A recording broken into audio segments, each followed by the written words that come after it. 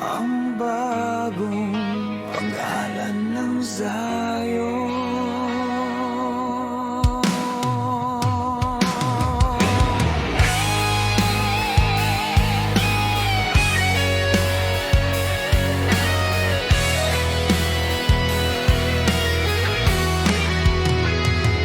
Para sa Zion, hindi ako tatahimik.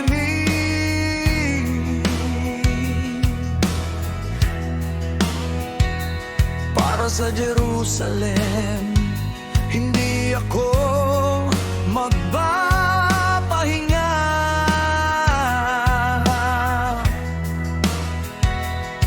Hanggang yang kanyang pagpapawalang sala ay sumilang na tulad ng bukang liwayway. Ang kaniyang kaligtasan ay maging parang nagliliyap na sulong.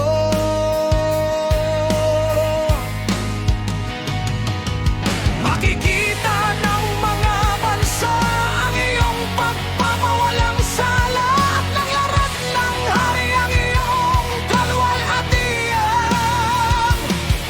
Tatagurian ka ng isang bagong pangalan na ibigay ng ipinangalahayan.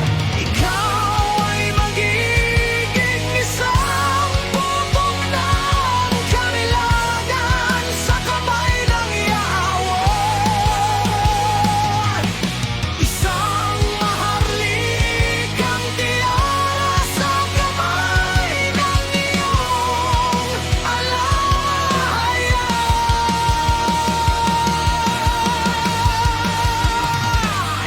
Hindi ka na tatawaging iniwan, at ang iyong lupain ay hindi na sirang-sira.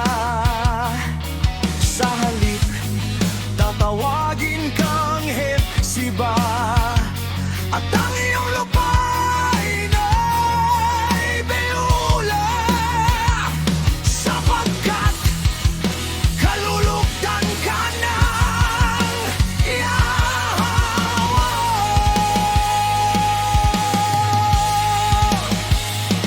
At ang iyong lupain ay ikakasal.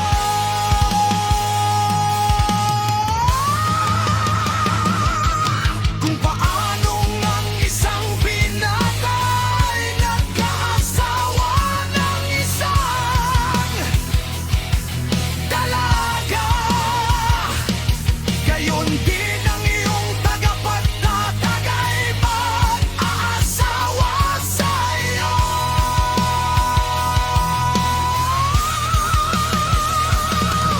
Kung paano ang isang lalaking ikakasal ay nagagalak sa kamiyang Maya, gayon din ang iyong alahaya ay magagalak sa iyo.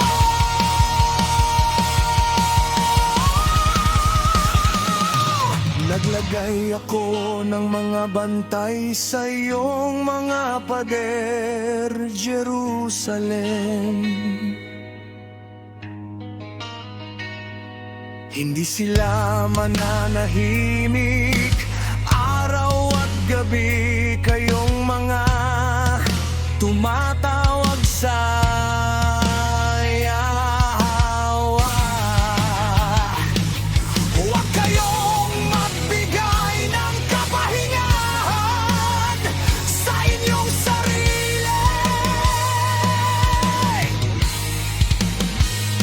at huwag ninyo siyang bigyan ng kapahingahan hanggang sa kaniyang maitalaga ang Jerusalem.